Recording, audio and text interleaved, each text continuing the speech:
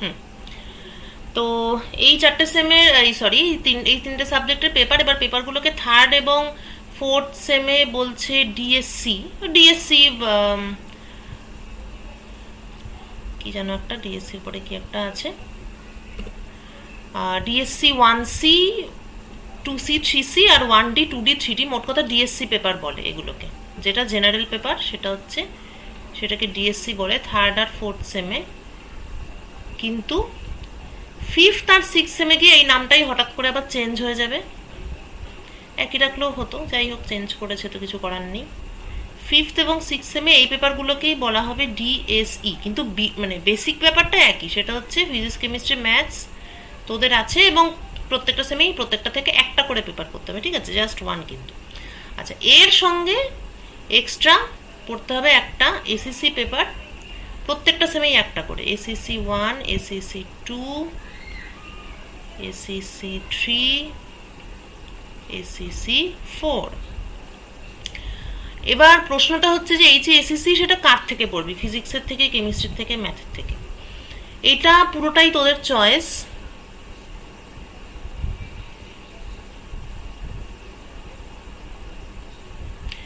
Ideally এটা তোদের ইচ্ছে মতন হওয়া উচিত, ঠিক আছে, তোদের যেইটা পড়ার ইচ্ছা আইডিয়ালি তোদের সেটাই পড়ার কথা। কিন্তু মুশকিলটা হচ্ছে যে এক একটা মানে সেমে তো এক একটা পেপার, মানে এসিসি পেপারটাই ধর ফিজিক্সের এসিসি 1, এসিসি 2, এসিসি 3, এসিসি 4 আছে, এরকম করে সব সাবজেক্টেরই একটা করে এসিসি পেপার আছে। তো যেটা তোরা নিবি, এবার কোনটা তোদের জন্য ইজি হবে বা কোনটাতে কি আছে সেটা তো তোদের অতটা মানে সিলেবাস দেখে তো তোরা অতটা বুঝতে পারবি না যে কোনটা ঠিক মতন মানে সহজেই হজম করা যাবে, কোনোটা চেষ্টা করলেও হজম করা যাবে না, এরকম একটা সমস্যা আছে। তো সেইটার জন্য আমরা আগের ব্যাচ থেকেই এটা ফলো হচ্ছে, আমরা স্টুডেন্টদের সঙ্গে ডিসকাস করে আমরা একটা মানে ইয়ে করেছিলাম, মানে একটা আর কি টেবিল করে দিয়েছিলাম, এবং সেটা অনুযায়ী আগের বারের ছেলেমেয়েরাও সেটাই পড়েছে, তোরাও সেটাই পড়, কেননা সব এসএসসি পেপার কিন্তু ইকুয়ালি ইজি নয়। আর এখন জেনারেলি সিলেবাসটা এত বাজে করেছে, প্রায় অনার্সের মতন করে দিয়েছে। হ্যাঁ, তো সেমিস্টার 3-তে তোরা এসএসসি পেপার কেমিস্ট্রির পড়বি, সেমিস্টার 2-তে তোরা এই সেমিস্টার 4-এ এসএসসি 2 থাকবে, সেটা তোরা ফিজিক্স থেকে পড়বি। সেমিস্টার 5-এ এসএসসি 3 যেটা আছে সেটাও তোরা ফিজিক্স থেকে পড়বি। সেমিস্টার 6-এ যে এসএসসি আছে সেটা তোরা ম্যাথস থেকে পড়বি। তো নিয়ম হচ্ছে যে এই যে চারটে এসএসসি আছে, 1, 2, 3, 4, এই যে চারটে এসএসসি আছে, এই আউট অফ 4 এই চারটের মধ্যে তোদের যে কোনো তিনটে তিনটে সাবজেক্ট থেকে পড়তে হবে, মানে 3 ডিফারেন্ট সাবজেক্টস, ঠিক আছে, মানে তোদের যেমন ফিজিক্স কেমিস্ট্রি ম্যাথস, তো চারটের মধ্যে যে কোনো তিনটে তোদের, একটা ফিজিক্স, একটা কেমিস্ট্রি, একটা ম্যাথ, এটা করতেই হবে। এবার যে 4 নম্বর পেপারটা পড়ে থাকলো সেটা তোরা যে কোনো কিছু নিতে পারিস, হয় ফিজিক্স, নয় কেমিস্ট্রি, নয় ম্যাথস, মানে মোদ্দা কথা হচ্ছে যে মোট চারটে পেপারের মধ্যে প্রত্যেকটা জেনারেল সাবজেক্ট থেকে একটা করে পেপার এসিসি থাকতেই হবে। 4 নম্বর পেপারটা তুই অবভিয়াসলি যা খুশি করতে পারিস। তো আমরা সেটা একটা, যেহেতু স্টুডেন্টদের পক্ষে ব্যাপারটা একটু ডিসাইড করা মুশকিল, সেজন্য আমরা এটাকে একটা আর কি ডিভাইড করে দিয়েছি। হ্যাঁ, এবং এটা ফিক্স। তো তার মানে দাঁড়ালো এই সেমিস্টারে তোরা বেসিক্যালি কেমিস্ট্রি 2টো পেপার পড়ছিস। তো যখন তোদের জেনারেলের ক্লাস শুরু হবে তখন একটু, কারণ জেনারেলের সিলেবাসটা একটু কমপ্লিকেটেড, তো এটা অনেক সময় স্যারেদের একটু খেয়াল না থাকতে পারে, যখন শুরু হবে তখন স্যারকে একটু রিমাইন্ডার দিয়ে দিবি যে স্যার আমাদের একটা কেমিস্ট্রি পেপার থাকার কথা। ঠিক আছে, এই গেল স্ট্রাকচার। এবার ফিজিক্সে তোমাদের আছে, আচ্ছা 1 মিনিট দাঁড়া তো, আসছি।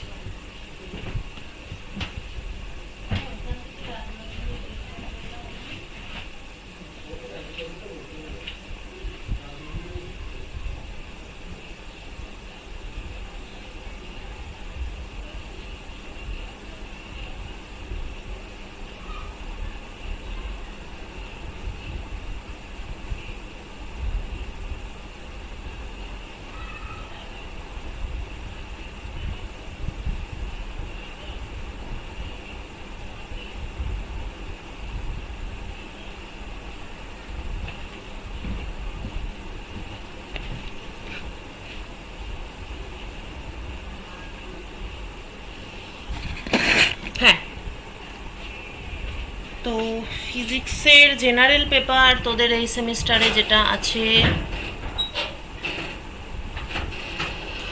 সেটা হচ্ছে thermal physics and statistical mechanics.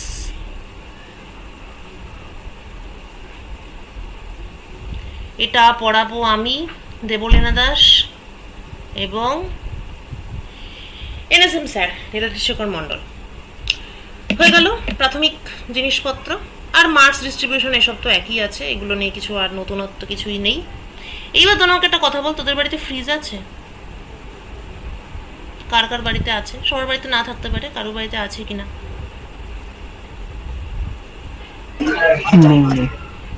সুদীপের বাড়িতে আছে, আর কারোর বাড়িতে? সুদীপ আর শুভদীপ। এ বাবা, আদরা তো ফেসে গেলি।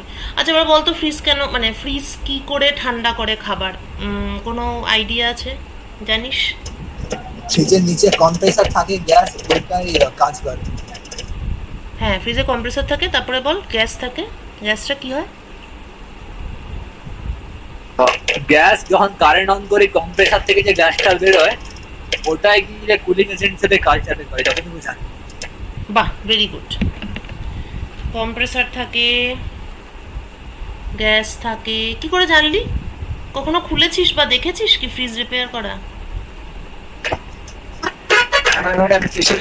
বাড়ির ফ্রিজ খারাপ হয়ে গেছিল, তো সার্ভিসিং করার সময় গেছিলাম।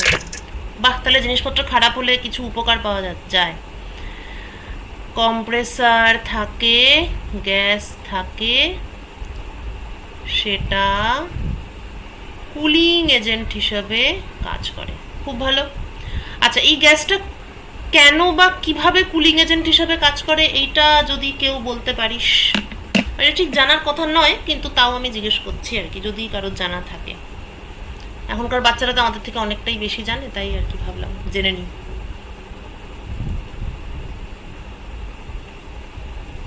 আচ্ছা, কম্প্রেসার মানে কি? কম্প্রেসারের কাজ কি?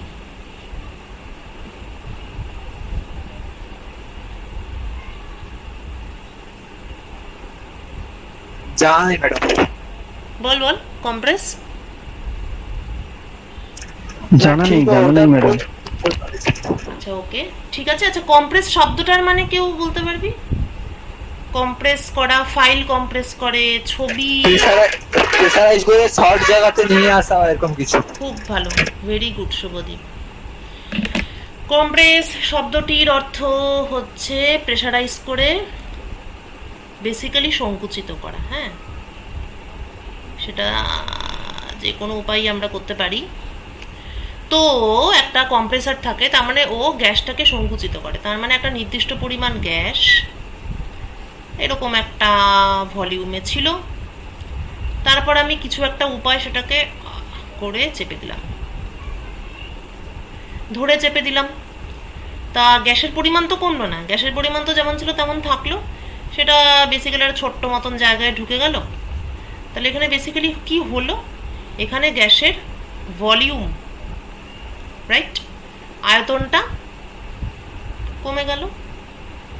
ভলিউম ডিক্রিজ, মাস কমে গেল না, মাস কমবে না। কম্প্রেসার মানে কিন্তু জাস্ট কম্প্রেস করা, ঠিক আছে? মানে অরিজিনাল জিনিসটাকেই আমি চেপে ছোট করে দিয়েছি, ঠিক আছে? জিনিস আমি কিছু বেরোতে টেরোতে দিইনি। হ্যাঁ, যেমন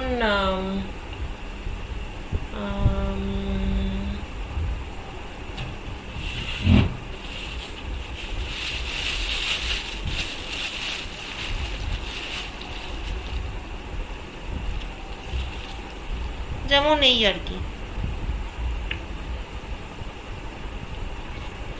এই যে এটা যেমন তুলো, ও আচ্ছা, আরো ভালো উদাহরণ আছে।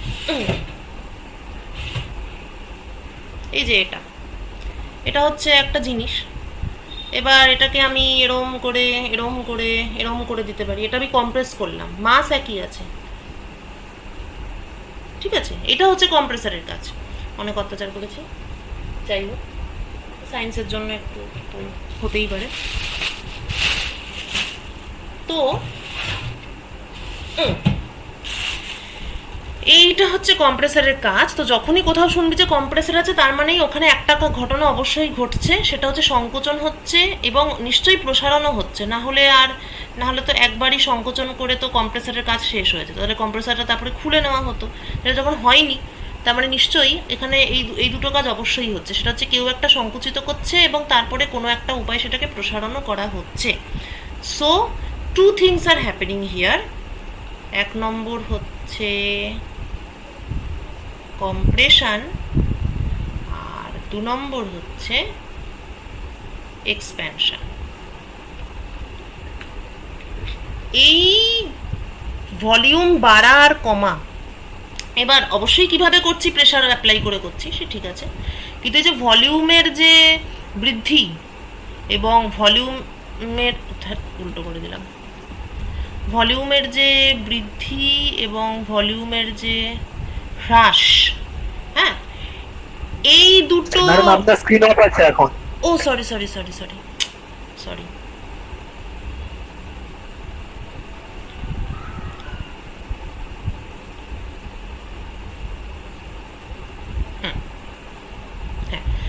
তো ভলিউমের যে বৃদ্ধি, কম্প্রেশন আর হ্রাস, কম্প্রেশন আর বৃদ্ধি, এক্সপ্যানশন, এই দুটো ঘটনার ফলেই কিছু একটা ভাবে গ্যাস কুল ডাউন হচ্ছে। তো প্রশ্ন হচ্ছে যে তার মানে গ্যাসের টেম্পারেচারটা এই সমস্ত জিনিসের সঙ্গে কিছু একটা ভাবে রিলেটেড। তাহলে কি দাঁড়ালো, একটা হলো আমার প্রেশার, আর একটা হচ্ছে আমার ভলিউম, আর একটা হচ্ছে আমার টেম্পারেচার। এবং আমি পরিষ্কার আমার ডেইলি লাইফের এক্সপিরিয়েন্স, অবশ্য ফ্রিজটা তো আর আদিম যুগে ছিল না, কিন্তু আরও এই ধরনের অনেক ঘটনাই ছিল। যেমন একটা খুব, এটা তোরা কখনো খেয়াল করেছিস কিনা, কোনো একটা দরজা বন্ধ আছে, বন্ধ দরজার কাছে যদি হাত রাখিস, যেমন ধর এখানে অবশ্য হাওয়া দিচ্ছে না, কিন্তু এখন যদি হাওয়া দিত, গরমকাল এমনি গরমই লাগছে, কিন্তু এরকম একটা ফাঁকাতে তুই যদি হাত দিস তাহলে দেখবি ঠান্ডা লাগছে হাতে। এটা কি কখনো কেউ নোটিস করেছিস? এটা কিন্তু হয়, এবং যদি নোটিস না করে থাকিস তাহলে একটু এটা লক্ষ্য করবি যে কোনো একটা ঘরে হাওয়া দিচ্ছে, গরম হাওয়াই ফ্লো করছে। এবার দরজা যদি খোলা অবস্থায় থাকে তাহলে তোর কোনো ডিফারেন্স পাবি না, কিন্তু দরজা বন্ধ আছে, তুই দরজার ফাঁকাটাতে হাত রেখেছিস, তাহলে দেখবি হাতটা একটু মনে হয় যেন ঠান্ডা হাওয়া আসছে।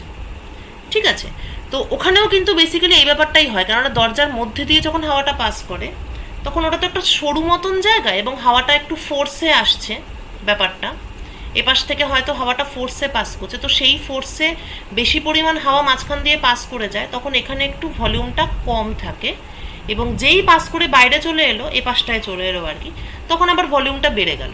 হ্যাঁ, তো এই যে এখানটায় ভলিউম একটু কম থাকে, আবার এখানটায় ভলিউম বেড়ে যায়, এই যে ব্যাপারটা ঘটে, তার জন্য এখানে কিন্তু টেম্পারেচারের একটা চেঞ্জ হয়। তো এই যে একটা মানে দৈনন্দিন জীবনে আমরা দেখি যে প্রেশার, তার সঙ্গে ভলিউম, তার সঙ্গে টেম্পারেচার, এদের যে একটা এরকম একটা সম্পর্ক আছে। তো এই ভেরিয়েবলগুলো হচ্ছে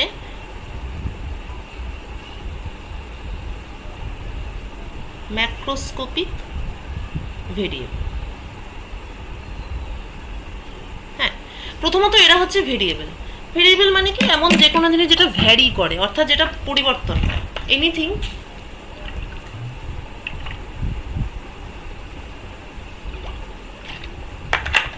এমন যে কোনো কিছু যেটা সময়ের সঙ্গে পাল্টায়, ভ্যারিজ উইথ টাইম।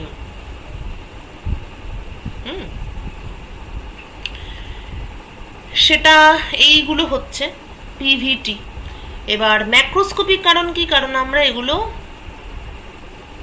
খালি চোখে দেখতে পাই। ম্যাক্রো অর্থাৎ বড়, বিগ। তাহলে এবার প্রশ্ন হচ্ছে, তাহলে ম্যাক্রো যখন আছে তাহলে মাইক্রো নিশ্চয়ই আছে, ছোট, যা আমরা খালি চোখে দেখতে পাই না। Microscopic variable, small. কোনগুলো হতে পারে? সেম জিনিস, একটা পাত্র এবং তার মধ্যে গ্যাসের কণা,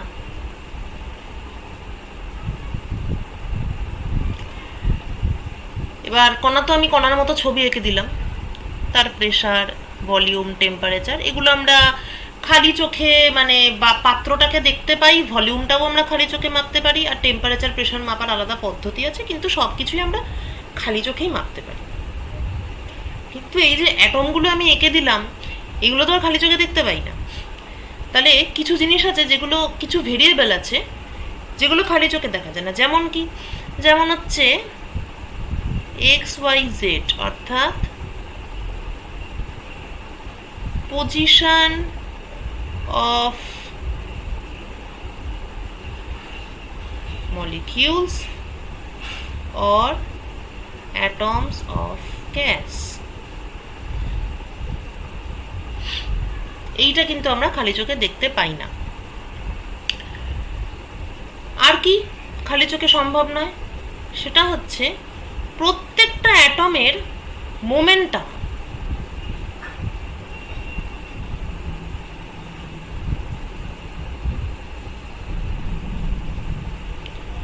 ভরবেগ, মোমেন্টাম মানে হচ্ছে প্রত্যেকটা অ্যাটমের ভর ইন্টু প্রত্যেকটা অ্যাটমের বেগ। সেটারও তিনটে কম্পোনেন্ট, বেগের এক্স কম্পোনেন্ট mvx, তো সেটা হচ্ছে মোমেন্টামের X component. Y component vy, তাহলে এইটা হচ্ছে গিয়ে py, Z component vz, so pz। তাহলে এই যে একটা পাত্র এবং তার মধ্যে গ্যাস, এটাকে আমি বেসিক্যালি দুভাবে বর্ণনা করতে পারি, তাই না? আমরা যারা বড় বড় অবজেক্ট দেখতে পাই তারা বলবো যে এটাকে আমি ভলিউম, প্রেশার, টেম্পারেচার এইসব দিয়ে আমি বর্ণনা করতে পারি। আবার এমন কোনো প্রাণী থাকতে পারে যে ছোট ছোট সূক্ষ্ম সূক্ষ্ম জিনিসগুলো দেখতে পায়, বড় বড় জিনিসগুলো তার জন্য খুব বড়। যেমন মনে করো একটা অ্যাটমের সাইজের কোনো প্রাণী যদি থাকে, একটা কোনো প্রাণী যদি থাকে যার যে অ্যাটমের সাইজের, যে নিজেই যার নিজের সাইজটাই একটা অ্যাটমের সাইজের, তা সে তো অ্যাটমই দেখতে পাবে। ঠিক আছে, আমরা যেমন খালি চোখে কি দেখতে পাই, সূর্য অনেক দূরে আছে, সূর্যটাকে হয়তো দেখতে পেলাম, কিন্তু আমাদের থেকে অনেক বড় যে জিনিসটা সাইজে, সেটাকে তো আমরা সেভাবে দেখতেই পাই না। আমাদের যে গ্যালাক্সি, আমরা কি সেটা দেখতে পাই না, যেটাকে ছায়াপথ বলে আর কি, মিল্কি ওয়ে। আমরা বিভিন্ন জিনিস থেকে অনুমান করি, একটু একটু দেখি, একটা ধূমকেতু দেখলাম, কি একটা অন্য কিছু মিটমিট করছে দেখলাম, তার থেকে আমরা অনুমান করি। কিন্তু আমাদের সাইজের তুলনায় যেগুলো বিশাল বড় সেগুলো, যেমন পৃথিবী যে গোল, তা আমি কি বুঝতে পারি যে গোল? বুঝতে তো পারি না, পৃথিবীটাকে ফ্ল্যাটই দেখি। তার কারণ কি? কারণ আমার সাইজটা খুব কম, পৃথিবীর সাইজটা খুবই বেশি। তো এটাও অলমোস্ট সেই ধরনেরই একটা ব্যাপার। তো কারোর যে আর কি এই কন্টেনারের বা পাত্রের সাইজে, সে তো পিভিটি দিয়ে ব্যাখ্যা করে দিল। যে খুব ছোট সাইজের, সে কিন্তু এই পাত্রটাকে, সেম জিনিসকে সে কিন্তু ব্যাখ্যা করবে কি এক্স ওয়াই জেড দিয়ে। তার মানে কিভাবে ব্যাখ্যা করবে? বেসিক্যালি এরকম যদি একটা পাত্র থাকে, তার মধ্যে যদি 3টে অ্যাটম থাকে, তাহলে ওকে একটা লোক এর প্রেশার, ভলিউম, টেম্পারেচার দিয়েও ব্যাখ্যা করতে পারে, ওয়ান ডেসক্রিপশন। আবার পজিশন x1, y1, z1, এটা 1 নম্বর অ্যাটম, এটা 2 নম্বর, এটা 3 নম্বর। মোমেন্টাম px1, py1, pz1, ওকে। এটা গেল তোর 1 নম্বর অ্যাটমের বর্ণনা, description, x1, y1, z1, px1, py1, pz1। 2 নম্বর অ্যাটমের ক্ষেত্রে x2, y2, z2, px2, py2, pz2। 3 নম্বর অ্যাটমের ক্ষেত্রে x3, y3, z3, px3, py3, pz3। হ্যাঁ, তাহলে 3 না 3 6, 6 6 6, 3 6 18, 18টা ভেরিয়েবল বা 18টা সংখ্যা দিয়ে, তার মানে এখানে 3টে সংখ্যা দিয়ে একজন একটা জিনিসকে বর্ণনা করছে, আরেকজন ওই একই জিনিসকে 18টা সংখ্যা দিয়ে বর্ণনা করছে। দুটো বর্ণনাই কিন্তু সত্যি, কোনোটাকে আমরা ফেলে দিতে পারি না। এবার একটা বর্ণনা হচ্ছে ম্যাক্রোস্কোপিক, কারণ আমরাই তো পড়াশোনাটা করছি, সো আমরা আমাদের দৃষ্টিভঙ্গি থেকেই সব কিছুকে বলবো। তাহলে একটা বর্ণনা হলো ম্যাক্রোস্কোপিক,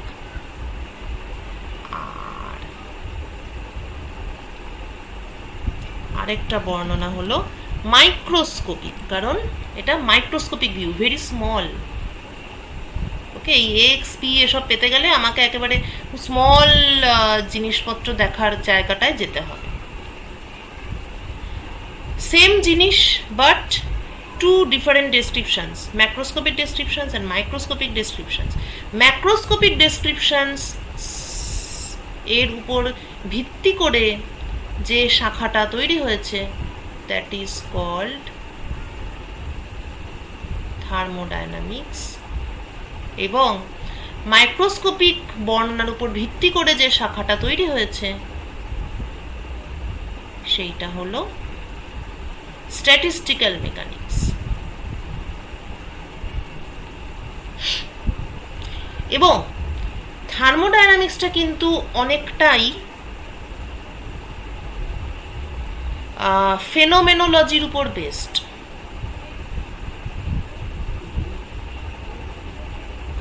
বেসড অন, অনেকটাই, সবটা নয়, অনেক ফান্ডামেন্টাল প্রিন্সিপালও আছে। ফেনোমেনোলজি নাকি যা দেখছি সেইটা, যেমন মনে কর চার্লসের সূত্র বা বয়েলস ল বা চার্লস ল। হ্যাঁ, একটা জানি পিভি কনস্ট্যান্ট, আর একটা আমরা জানি ভি প্রপোর্শনাল টু টি।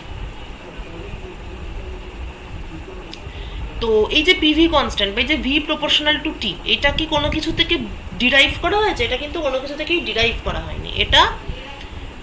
এটাই ঘটে ফ্রম অবজারভেশন, কেউ একজন অবজার্ভ করেছে যে এটাই ঘটে, তো সে সেখান থেকে সূত্রটা দিয়েছে। তো যা দেখি সেই ভিত্তিতে, মানে কোনো একটা যে বেসিক জায়গা থেকে বা বেসিক প্রিন্সিপালস ইউজ করে যে এই জিনিসটা হয়েছে, এটা কিন্তু মোটেও বলা যাবে না। বেসিক প্রিন্সিপালস মানে বলতে চাইছি যা আমরা জানি ফিজিক্সের বেসিক প্রিন্সিপালস, অর্থাৎ সে নিউটনস ল। হ্যাঁ, কোনো একটা পদার্থের গতি সম্পর্কে আমরা জানতে পারি নিউটনস ল অ্যাপ্লাই করে কিন্তু থার্মোডাইনামিক্সের কোনো ল পাওয়া যায়নি।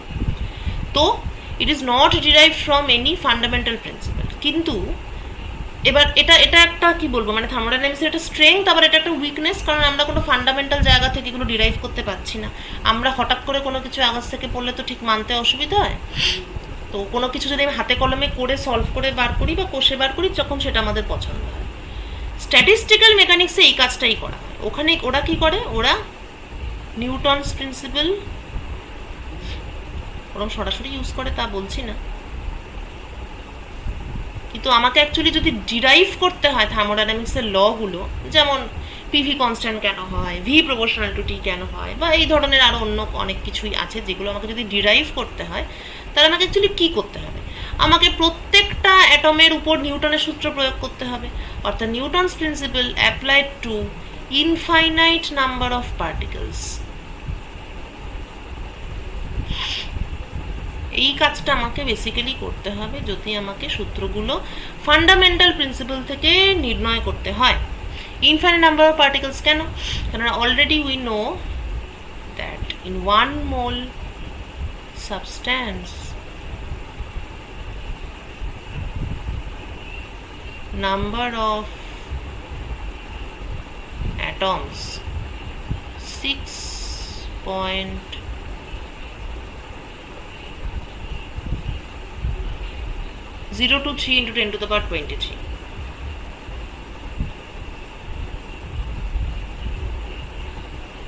ওকে,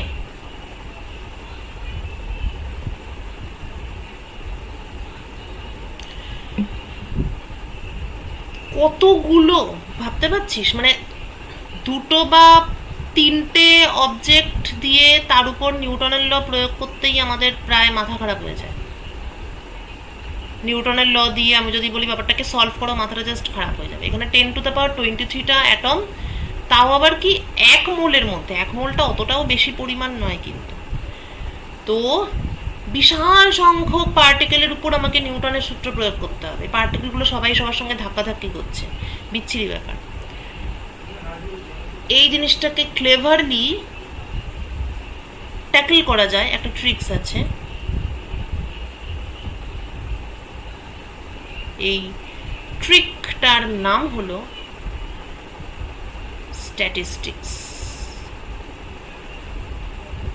স্ট্যাটিস্টিক্স একটা বিশেষ শাখা বিজ্ঞান, বিশেষ ধরনের। এটার কাজই হচ্ছে বিপুল সংখ্যক তথ্য, large number of people, large number of data, সেটাকে ট্যাক্টফুলি হ্যান্ডেল করে অ্যানালিসিস করে একটা ঠিকঠাক ডিসিশনে আসা। এই যেমন কোভিডের ডেটা প্রত্যেক দিন বলছে বাড়ছে কমছে, এটা অবশ্য জাস্ট নাম্বার দেখাচ্ছে, কিন্তু এই ডেটাটা এবার ধর ভ্যাকসিনের যে ট্রায়াল হলো, হ্যাঁ, তো অনেক লোক, তোদের ভ্যাকসিন নেওয়া হয়েছে বাই দ্য ওয়ে? কটা ডোজ পেয়েছিস? একটা একটা একটা পেয়েছিস, ওকে। ওফ, মুরসালিন, শাকিরা আর অনিরুদ্ধ পুরুষ মুখে কুলো পেটে বসে আছে, আছেন না নেই ক্লাসে সেটাও বুঝছি না। এনিওয়ে, ম্যাডাম আছি আমি। ও আছিস, আচ্ছা, ওকে। ম্যাডাম আছি। অনিরুদ্ধ আছে, দেখ তাও মুরসালিন কিছু বললো না।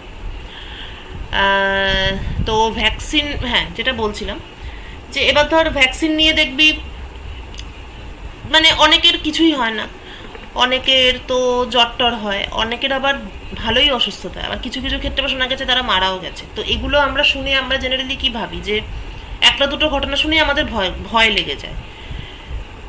কিন্তু একটা গভর্নমেন্ট, সে কিন্তু কিছু একটা, এবার তাকে তো একটা ডিসিশনে আসতে হবে, সে তো আর জেনারেল পাবলিকের মতো চললে হবে না, জোরে বাবা একটা লোক অসুস্থ হয়েছে মানে আমি ভ্যাকসিনেশন প্রোগ্রাম স্টপ করে দিলাম, এটা তো সে করতে পারে না। বা এটার একটা তাহলে সায়েন্টিফিক মেথড নিশ্চয়ই আছে। এক মিনিট, ম্যাডাম, হ্যালো, হ্যাঁ বলছিলাম কুরিয়ার থেকে বলছিলাম, ওই যে আপনার পাশে হ্যাঁ হ্যাঁ ছিল না, হ্যাঁ হ্যাঁ হ্যাঁ, কোথায় আছেন? বলছি ল কলেজের গেটের কাছেই আছি, অপোজিটে একটা অনুষ্ঠান আছে, ওই দিকে যাও। হ্যাঁ হ্যাঁ, ল কলেজের মেন গেটের অপোজিটে একটা চওড়া জোড়া রাস্তা আছে না, হ্যাঁ, ডবল রাস্তা, ডবল রাস্তা, হ্যাঁ হ্যাঁ, ওই ডবল রাস্তা দিয়ে সোজা এসে ফ্রেন্ডস মেডিকেল স্টোর্স আসবেন, ওটাকে ক্রস করবেন, করে রাজনন্দিনী টেক্সটাইলস একটু জিজ্ঞেস করবেন, ওখানে সবাই দেখিয়ে দেবে। ওই ওই দোকানেরই মানে একতলাতেই আমরা থাকি। দোকানের নাম বলো। রাজনন্দিনী টেক্সটাইলস। আচ্ছা, টেক্সটাইল তো, হ্যাঁ হ্যাঁ হ্যাঁ, ঠিক আছে, ওকে। ঠিক আছে, ওকে ওকে।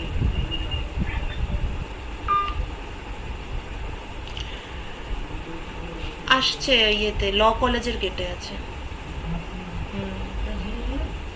না, না। বলে দিয়েছি তো, রাজনন্দিনী টেক্সটাইলস বলে দিয়েছি। লক করে দাও, কিছু করো না, রেখে দাও এমনি। হ্যাঁ, হ্যাঁ, তো এবার গভর্নমেন্টকে তো কিছুটা সিদ্ধান্তে আসতে হবে। তো এই ব্যাপারগুলো অ্যাকচুয়ালি কীভাবে হয়, ওরা লার্জ নাম্বার অফ ডেটা নেবে, কোটি কোটি, ধর কোটি কোটি নয়, ধরে নে হয়তো 20 লাখ বা 1 লাখ ভলান্টিয়ারের উপর ওরা ডেটা কালেক্ট করলো। তো কিছু লোক সুস্থ আছে, কিছু লোকের সামান্য অসুস্থতা হয়েছে, কিছু লোকের গুরুতর অসুস্থতা হয়েছে, তার একটা ডিস্ট্রিবিউশন ওরা পেলো, সেটাকে ওরা কিছু ক্যালকুলেশন করলো, সেটাকে অ্যানালিসিস করলো। তো লার্জ নাম্বার অফ ডেটা যখন আমাদের হাতে চলে আসে, তখন যদি আমাকে সেটার থেকে কিছু সিদ্ধান্তে আসতে হয়, তখন যেই বিদ্যাটা প্রয়োগ করতে হয় সেটাই হচ্ছে স্ট্যাটিস্টিক্যাল অ্যানালিসিস। তো এটা ইটসেলফ একটা বিশাল বড় শাখা, এটা পুরো আলাদা সাবজেক্ট এবং এক্সট্রিমলি গ্রোয়িং সাবজেক্ট। তো হ্যাঁ, স্ক্রিন শেয়ার করাই আছে। তো এখানেও একদম একই ব্যাপার, এখানেও বিশাল সংখ্যক পার্টিকেল, তার বিশাল সংখ্যক ডেটা, এই এত এত প্যারামিটার্স ইত্যাদি। তা এদেরকে এই স্ট্যাটিস্টিক্সের ট্রিক্স অ্যাপ্লাই করে আমরা আর কি আমাদের ক্যালকুলেশন বা অ্যানালিসিসগুলো করব, এবং সেখান থেকে আমরা থার্মোডায়নামিক্সের, এটা একটা দারুণ জিনিস, প্রত্যেকটা রেজাল্ট দেখা যাবে, প্রত্যেকটা রেজাল্ট সেখান থেকে ডিরাইভ করা যাবে।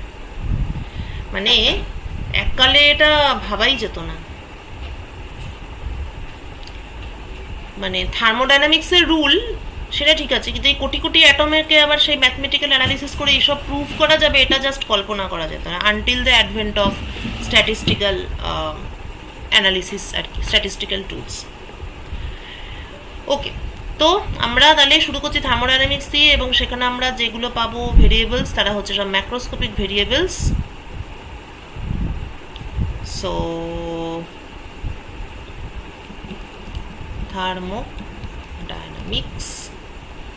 থার্মোডায়নামিক্সের ইন্টারেস্টিং ব্যাপার হলো যে থার্মোডায়নামিক্সের সূত্র টুত্র আছে, 3টে আছে।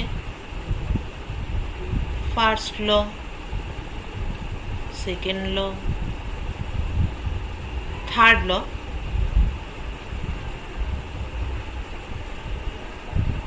আবার এইটা তো কোথাও নেই, ফার্স্ট ল এর আগে আবার একটা 0th ল আছে। প্রথম সূত্র, দ্বিতীয় সূত্র, প্রথম সূত্রের আগে 0তম সূত্র। সমস্যা হচ্ছে কি বলতো, ফার্স্ট সেকেন্ড ওই তোদের যেমন হয় না অ্যান্সার লিখে, মানে আমারও হতো, অ্যান্সার লিখে মনে বলো ও ওইটা লিখতে হতো তার আগে। এটাও same, first law, second law এই সমস্ত বেরিয়ে যাওয়ার পরে লোকে 0th লটা আবিষ্কার করে। So basically there are 4 laws of thermodynamics. কিন্তু এই সমস্ত লটাতে ঢোকার আগে একটু ভেরিয়েবলস এবং থার্মোডাইনামিক্সের কিছু কিছু টার্ম আছে যেগুলো সম্পর্কে একটু ভালো করে জানা দরকার, বলছি সেটা।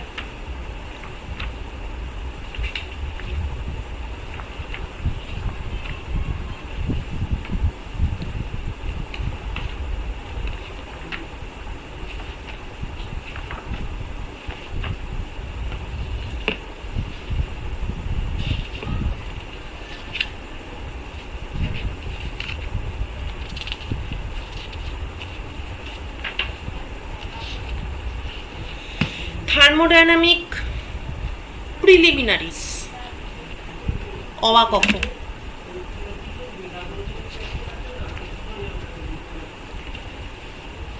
আচ্ছা,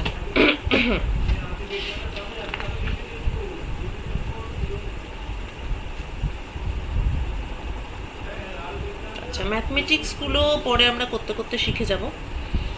একটু জিনিসপত্রগুলো দেখি, কয়েকটা জিনিস যেগুলো প্রথমেই জানতে হবে, ঠিক আছে? 1 নম্বর, ইন্টারনাল, সরি,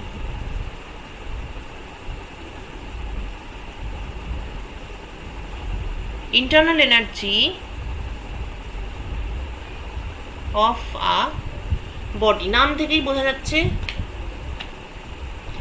ইন্টারনাল, ঠিক আছে?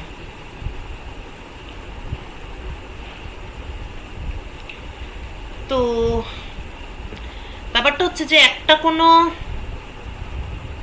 অবজেক্ট তার কিছু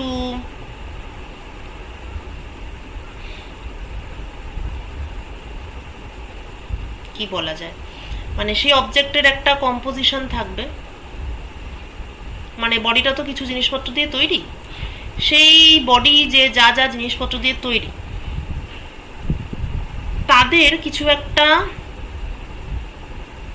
কন্ডিশন আছে, সেই সমস্ত কন্ডিশনের জন্য সেই অবজেক্টের একটা এনার্জি থাকবে, এটাকেই বলা হয় ইন্টারনাল এনার্জি। ডেফিনেশনটা হচ্ছে depending on the nature of the body, অর্থাৎ কি দিয়ে তৈরি বা কেমন, হেনা তেনা, shape, size, and also at a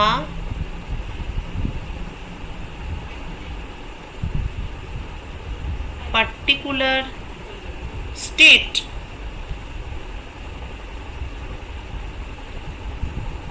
on the internal condition of the body, the body possesses some energy. Pen আছে?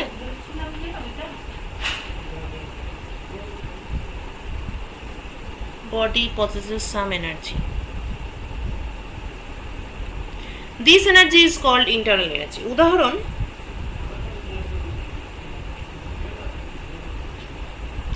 একটা কন্টেনার, তার মধ্যে অ্যাটম আছে, এই অ্যাটমগুলোর দিস অ্যাটমস আর মুভিং, তাহলে এই অ্যাটমগুলোর একটা গতিশক্তি আছে, কাইনেটিক এনার্জি। তাছাড়া এই অ্যাটমগুলো একে অন্যের সঙ্গে ইন্টারাক্ট করতে পারে, রিপেল করতে পারে, অ্যাট্রাক্ট করতে পারে, ঠিক আছে। তার ফলে এদের একটা পোটেনশিয়াল এনার্জি থাকতে পারে, স্থিতিশক্তি। এই পুরোটাই হচ্ছে কি এই সিস্টেমের আভ্যন্তরীণ ব্যাপার, ঠিক আছে, ভেতরকার ব্যাপার, depending on the nature of the body and also একটা particular set on the internal condition of the body.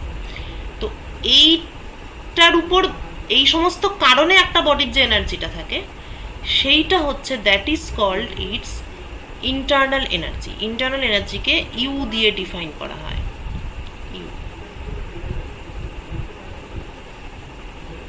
আভ্যন্তরীণ শক্তি। বাচ্চাদের আভ্যন্তরীণ শক্তি হরলিক্স খেলে বাড়ে।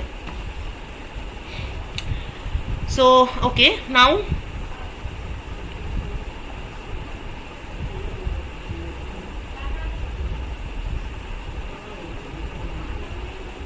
the internal energy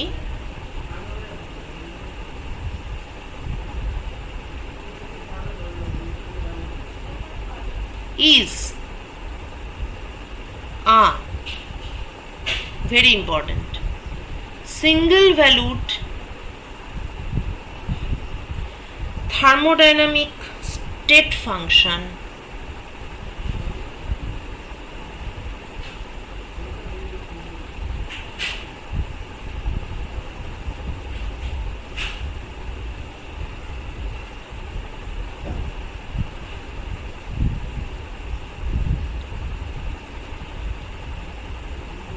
thermodynamic state function which is single valued state function। এই কথাটার মানে হচ্ছে the internal energy টা u, এটা it defines a particular state of the system.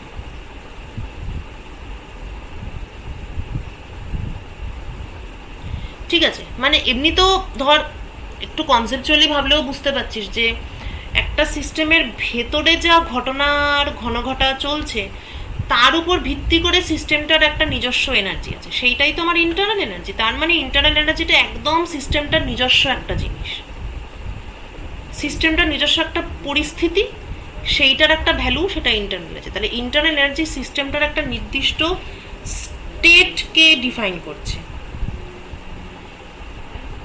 এবং এটা unique, it is single valued.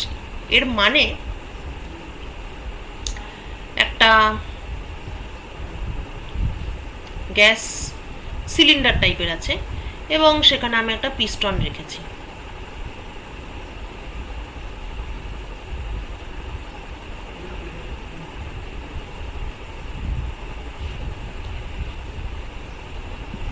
ঠিক আছে, এই অবস্থায় গ্যাসটার একটা প্রেশার আছে, একটা ভলিউম আছে, একটা টেম্পারেচার আছে। আমি সেগুলো তিনটেকেই মেপে নিলাম, এত প্রেশার, এত ভলিউম, এত টেম্পারেচার। এরপর আমরা ধরা যাক ইনিশিয়াল হচ্ছে P1, V1, T1।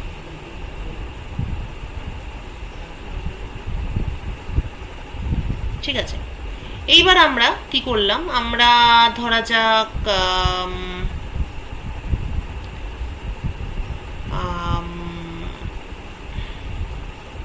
বলছি কি করলাম।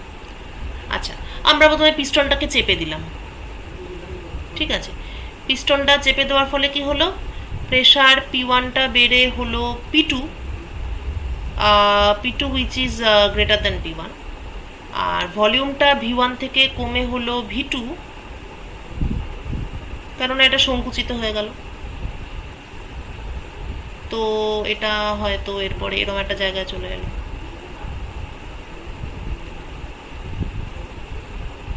ঠিক আছে, এখন এই পজিশনে এলো। তো এখন এটা হচ্ছে P2, V2 এবং T1। ধরা যাক টেম্পারেচারটা আমি সেমই রেখেছি। ঠিক আছে, আচ্ছা এইবার আমি টেম্পারেচারটাকে বাড়িয়ে দিলাম। হ্যাঁ, T1 থেকে আমি এটাকে বাড়িয়ে T2 করে দিলাম। T2 is greater than T1, temperature বাড়িয়ে দিলাম। টেম্পারেচার বাড়ালে কি হবে, এই গ্যাসটা এক্সপ্যান্ড হওয়ার চেষ্টা করবে। তো ধরা যাক এক্সপ্যান্ড হয়ে, এটা তো কমে গেছিলো, সংকুচিত হয়ে গেছিলো, তো ধরা যাক এক্সপ্যান্ড হয়ে V2টা আবার আয়তনে বেড়ে V1 হয়ে গেল।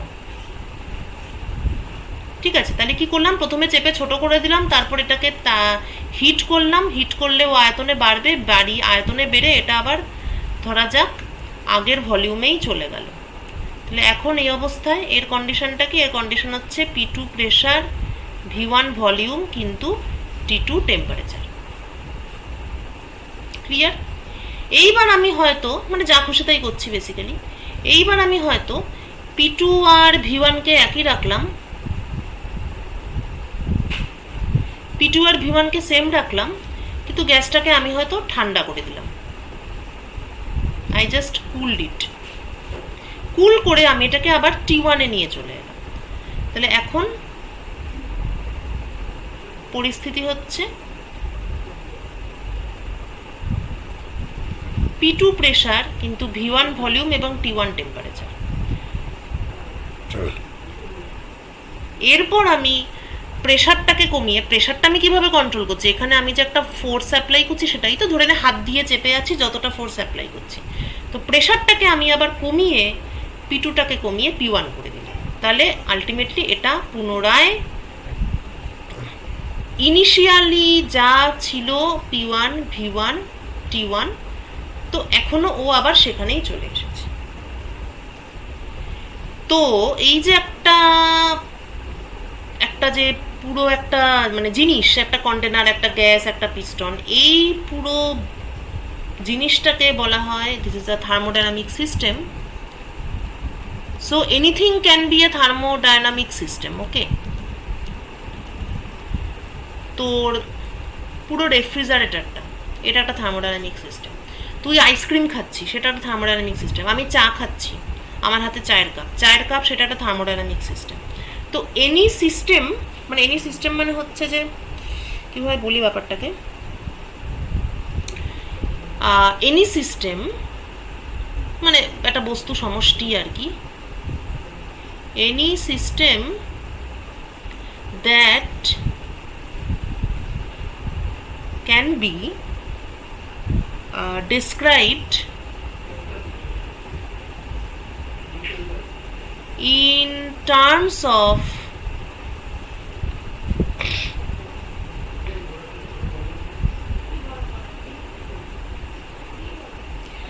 thermodynamic coordinates.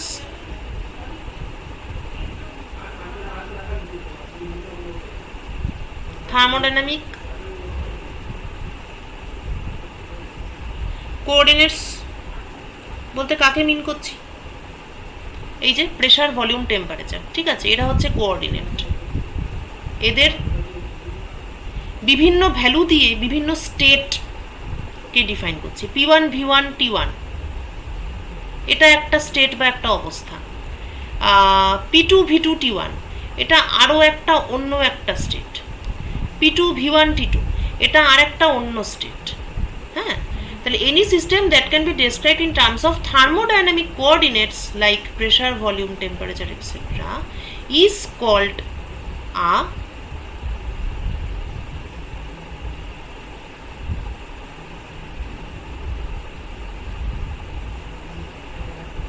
thermodynamic system। হয়ে গেল। থার্মোডাইনামিক সিস্টেমের বিভিন্ন থার্মোডাইনামিক কোঅর্ডিনেট দিয়ে একটা স্টেটকে ডিফাইন করা হয়। So set of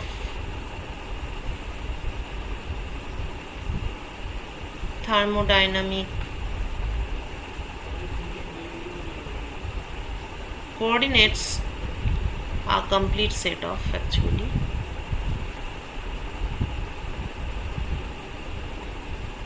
a complete set of thermodynamic coordinates define a thermodynamic state। এবং মোস্ট ইম্পর্ট্যান্ট হচ্ছে যে একটা পার্টিকুলার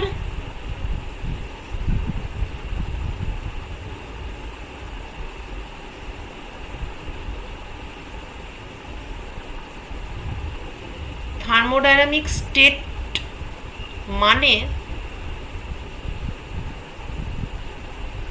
একটা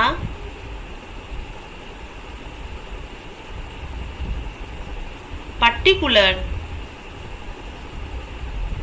ইন্টারনাল এনার্জি। ভীষণই ইম্পর্ট্যান্ট একটা জিনিস। একটা নির্দিষ্ট থার্মোডাইনামিক স্টেটের ইন্টারনাল এনার্জি সব সময় একই হয়। এই যে P1 V1 T1, তার উপর আমি অনেক অত্যাচার করলাম। একবার কি করলাম, ভলিউম কমিয়ে দিলাম, ঠান্ডা করে দিলাম, গরম করে দিলাম, আলটিমেটলি সব কিছু করে আমি আবার P1 V1 T1 ফিরে এলাম। সো ইন্টারনাল এনার্জি এর যে U1, মাঝে তো অনেক কাণ্ড ঘটে গেল, আবার যখন আগের স্টেটে ফিরে এলো ইন্টারনাল এনার্জি কিন্তু একই থাকবে। This is what we mean by this single valued thing. এটা কিন্তু খুব খুব ইম্পর্ট্যান্ট একটা কনসেপ্ট। কেননা এর থেকে বোঝা যায় যে দেখ, এখানে তো স্টেটগুলো চেঞ্জ হতে হতে যাচ্ছে, তার মানে কি ইন্টারনাল এনার্জিটাও চেঞ্জ হতে হতেই গেছে। এখানে U2 হয়েছে, এখানে U3 হয়েছে ইত্যাদি। কিন্তু যেই আমি অরিজিনাল স্টেটে ফিরে এলাম, মাঝে যাই ঘটে থাকুক, আমি কিন্তু আবার অরিজিনাল ইন্টারনাল এনার্জিতেই ফিরে এসেছি। তার মানে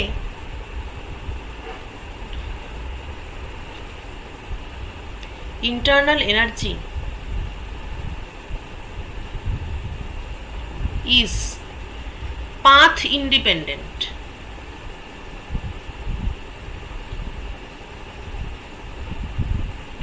হঠাৎ এই পথ টথের কথা কেন এলো? কেননা আমি যা করলাম এতক্ষণ ধরে সিস্টেমটার সঙ্গে, সেটাকে আমি যদি একটা প্রেশার ভার্সাস ভলিউম একটা গ্রাফে এটাকে প্লট করি, তাহলে প্রথমবারে আমি প্রেশার বাড়িয়ে ভলিউম কমিয়েছি, টেম্পারেচারটা একই রেখেছি, তাই তো?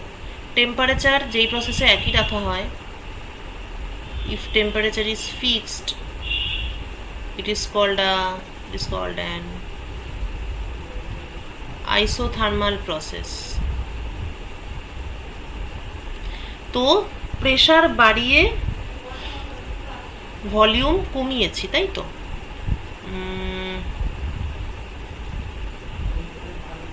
প্রেশার বেড়েছে, ভলিউম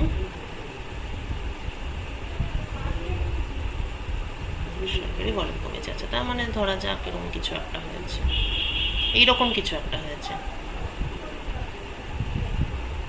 না? তাহলে কি হলো, প্রেশার বেড়ে ভলিউম কমলো। আচ্ছা, উল্টো দেখালাম, এইরকম কিছু একটা হয়েছে। প্রেশারটা বেড়েছে, এই যে প্রেশার আগে ছিল এইটা P1 V1 ছিল, এখন প্রেশারটা বেড়ে গেছে, P2 হয়েছে, কিন্তু ভলিউমটা কমে গেছে, V2 হয়েছে। ঠিক আছে, V2 is smaller than V1, এই হয়েছে। আচ্ছা, ফার্স্ট প্রসেস। সেকেন্ড আমরা কি করেছি, টেম্পারেচারটাকে চেঞ্জ করেছি, তাই তো? প্রেশারটাকে সেম রেখেছি, টেম্পারেচারটাকে আমরা বাড়িয়েছি, যার ফলে ভলিউমটা বেড়েছে। ভালো কথা। প্রেশারটা সেম আছে, P2 আছে, কিন্তু ভলিউমটা V2 থেকে আবার V1 এ চলে গেছে। তার মানে ব্যাপারটা এরকম হয়েছে, এরকম হয়েছে। দেখ, প্রেশার P2ই থেকে গেল, কিন্তু ভলিউমটা এখন V1 এ চলে এলো। তারপর আমরা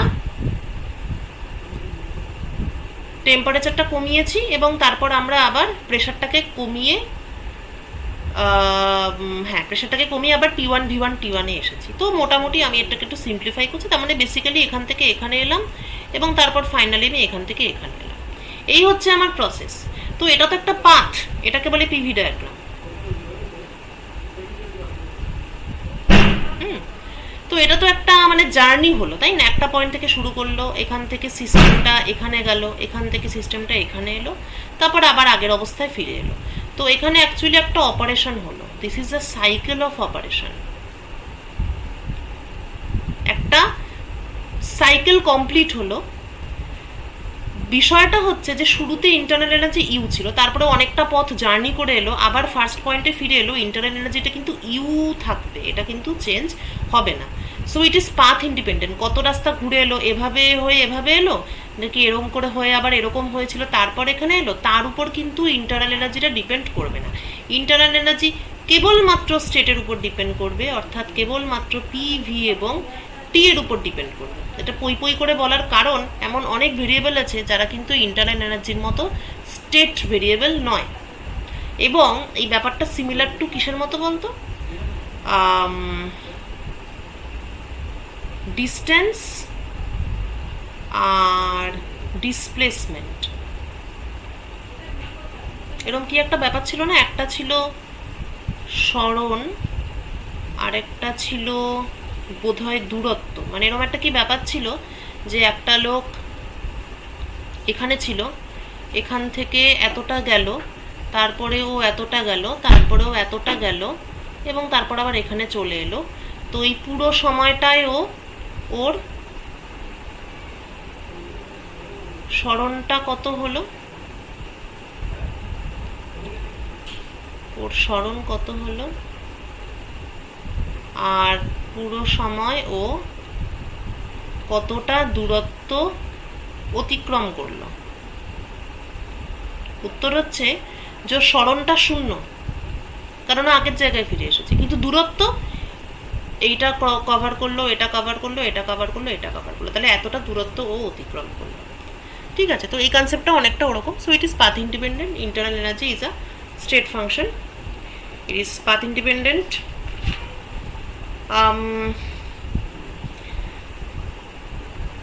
এরপর যে কনসেপ্টটায় আসবো সেটা হচ্ছে এই যে আমরা বারবার বলছি পিভিটি পিভিটি, এটা আমরা বলছি, কিন্তু কখন একটা সিস্টেমকে পিভিটি এই থার্মোডাইনামিক ভেরিয়েবল দিয়ে কখন এটাকে ডিফাইন করা যাবে?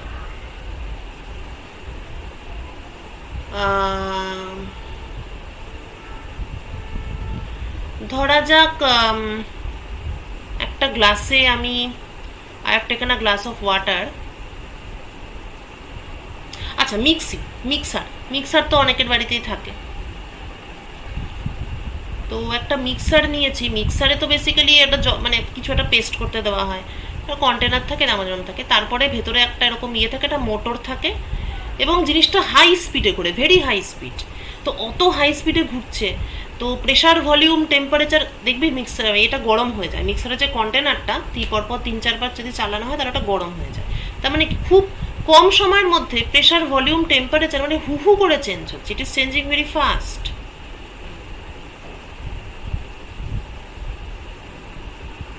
ওকে, তো এই যে প্রচন্ড দ্রুত গতিতে পুরো ব্যাপারটা চেঞ্জ হচ্ছে, তাহলে এই স্টেটটাকে কি আমি পিভিটি দিয়ে ব্যাখ্যা করতে, মানে বর্ণনা করতে পারবো কি? উত্তর হচ্ছে বিঘ্ন, পারবো না, কারণ সব তো মুহূর্তে মুহূর্তে চেঞ্জ হচ্ছে, এটাকে ব্যাখ্যা করা সম্ভব নয়। সো আসলে ব্যাপারটা হচ্ছে কি, এটা একটা নন ইকুইলিব্রিয়ামে আছে, এটা একটা কোনো একটা নির্দিষ্ট পিভিটি নিয়ে বসে নেই, হ্যাঁ, টোটালি নন ইকুইলিব্রিয়াম। তার মানে কোনো একটা সিস্টেমকে যদি থার্মোডাইনামিক কোঅর্ডিনেট দিয়ে আদৌ আমাকে ব্যাখ্যা বা বর্ণনা করতে হয়, then I would require the system to be thermodynamic equilibrium.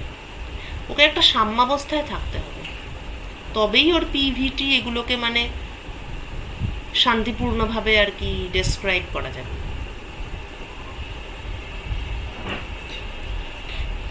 Thermodynamic equilibrium বলতে আমরা কি বুঝি? 3 ধরনের ইকুইলিব্রিয়াম থাকলে তবে সেই সিস্টেমটা সম্পর্কে বলা যাবে যেটা থার্মোডাইনামিক ইকুইলিব্রিয়ামে আছে। First among them is mechanical equilibrium.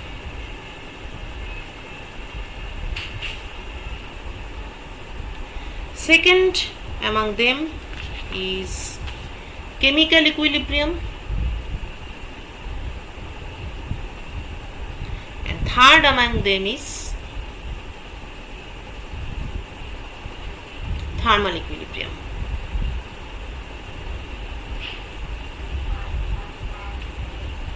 Okay,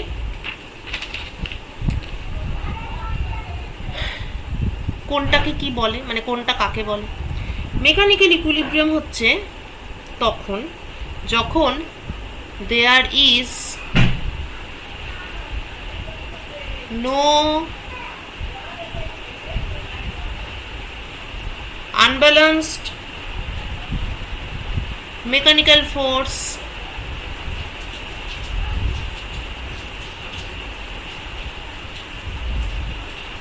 in the interior of the system.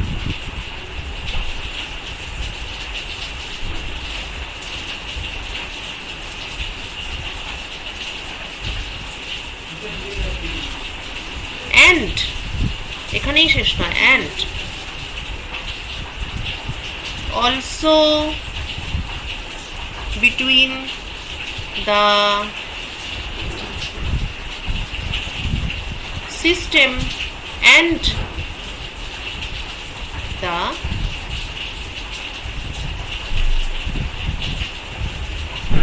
surroundings. তার মানে কি যে মিক্সি ঘুরছে, মিক্সি ঘুরলে একটা মেকানিক্যাল ফোর্স অ্যাপ্লাই হচ্ছে, that is not an equilibrium. Mechanical equilibrium এখানে নেই। তাহলে মেকানিক্যাল ইকুইলিব্রিয়াম তখনই থাকবে যদি সিস্টেমের ভেতরে, ইন্টেরিয়ার কথাটা বলা হচ্ছে এখানে, ইন্টেরিয়ার কথাটা বলা হচ্ছে মানে হচ্ছে সিস্টেমের ভেতরে যদি কোনো আনব্যালান্সড মেকানিক্যাল ফোর্স না থাকে, এবং শুধু সিস্টেমের ভেতরেই নেই তাতেই সেটাই যথেষ্ট নয়, সিস্টেম এবং তার পারিপার্শ্বিক সারাউন্ডিংস। যেমন আমার হাতে একটা চায়ের কাপ আছে, চায়ের কাপটা যদি একটা সিস্টেম হয় তাহলে প্লেটটা তার সারাউন্ডিংস বা ঘরের হাওয়াটা, বাতাসটা একটা তার সারাউন্ডিংসের মধ্যে পড়ছে, ঠিক আছে? সিস্টেমের বাইরে বাকি যা কিছু সব কিছু তার সারাউন্ডিংস। তো সিস্টেম এবং তার যে পারিপার্শ্বিক তাদের মধ্যেও যেন কোনো মেকানিক্যাল ফোর্স না থাকে, ঠিক আছে? এবার এখান থেকে বাকিটা একই রকম। তাহলে কেমিক্যাল ইকুইলিব্রিয়াম আছে, কখন বলবো? যদি একটা system which is in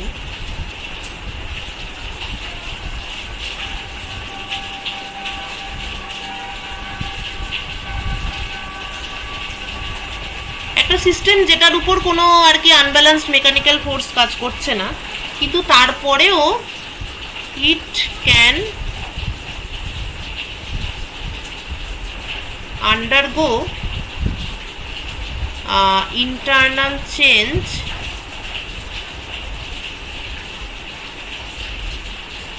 due to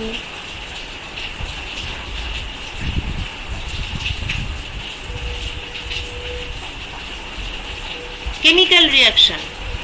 কোনো ফোর্স দিলাম না বাইরে থেকে, কিন্তু সিস্টেমের ভেতরে কোনো কেমিক্যাল রিয়াকশন হতে পারে। না খাই, আর কিছু খাবো না দেখে। যেমন ধর আমি অ্যাসিড এবং ক্ষার একটা পাত্রে ঢেলে দিলাম, কোনো মেকানিক্যাল ফোর্স দিচ্ছে না, কিন্তু ওরা তো নিজেদের মধ্যে রিয়াক্ট করবে। তাহলে যদি কোনো কেমিক্যাল রিয়াকশন না থাকে তখন সেটাকে বলা হবে যে এখানে একটা কেমিক্যাল ইকুইলিব্রিয়াম আছে। এইবার একটা সিস্টেমে ধরা যাক কোনো মেকানিক্যাল ফোর্স অ্যাপ্লাই হচ্ছে না, কোনো কেমিক্যাল রিয়াকশনও হচ্ছে না। এই অবস্থায় এরকম হতে পারে যে যেমন ধর এক গ্লাস জল, কোনো মেকানিক্যাল ফোর্স দেওয়া হচ্ছে না, কোনো কেমিক্যাল রিয়াকশনও হয়নি, কিন্তু এই এক গ্লাস জলকে আমি হয়তো কোনো একটা গরম তাওয়ার উপর রেখেছি বা একটা গরম কোনো কিছুর উপর রেখেছি, তখন কি হচ্ছে না গ্লাসের তলাটা বেশি গরম, কিন্তু গ্লাসের উপরেরটা অতটাও গরম নয়, হয়তো অনেকটাই ঠান্ডা। তাহলে সিস্টেমের একটা অংশ গরম, অন্য অংশ যদি ঠান্ডা হয় তাহলে এখান থেকে এখানে হিট ট্রান্সফার হবে এবং নিচের অংশের কাইনেটিক এনার্জি বেশি হবে, এখানকার মলিকিউলগুলো তারা আবার উপরে চলে যাবে। হ্যাঁ, তাহলে তখনও একটা নন ইকুইলিব্রিয়াম পরিস্থিতি হতে পারে। তাহলে মেকানিক্যাল ইকুইলিব্রিয়াম হচ্ছে যখন মেকানিক্যাল ফোর্স থাকবে না, কেমিক্যাল ইকুইলিব্রিয়াম হচ্ছে যখন কেমিক্যাল রিয়াকশন হবে না, আর থার্মাল ইকুইলিব্রিয়াম হচ্ছে এই সব কিছু ঠিক আছে, এরপরে যদি সিস্টেমের বিভিন্ন অংশের টেম্পারেচার সেম থাকে, টেম্পারেচার অফ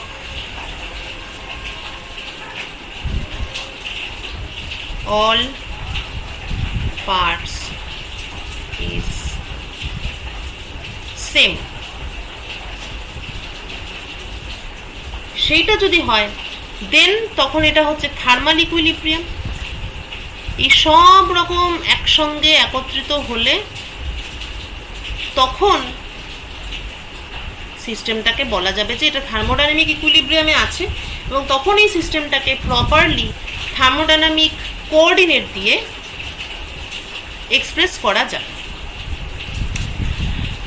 ঠিক আছে, আচ্ছা আজকের ক্লাসটা এতটাই থাক। অ্যাকচুয়ালি ক্লাসটা 6টা অবধি হওয়ার কথা, কিন্তু আমাদের এখন অ্যাডমিশনের প্রচণ্ড কাজ চলছে। ঠিক আছে, এই সময়টা খুব চাপে আছি, তো এই ক্লাসটা এতটাই থাকলো। একটু হয়ে যাক, অক্টোবর মাসটা পড়ুক, সেপ্টেম্বর মাসে একটু ইরেগুলার হবে। আমি নেব না এমন নয়, কিন্তু আর কি যতটা সময় নেওয়ার কথা তার থেকে হয়তো একটু কম নেব। ঠিক আছে, আচ্ছা বই তোরা কি পড়বি দেখ, তোরা হয়তো বাংলাতেই পরীক্ষা দিবি। বাংলা বই না আমার সত্যি কথা বলতে জানা নেই, তবে তোদেরকে আমি সিনিয়রদের নাম্বার দিয়ে দেবো, ওদের থেকে তোরা বাংলা নোটস বা মেটেরিয়াল পেয়ে যাবে। ম্যাডাম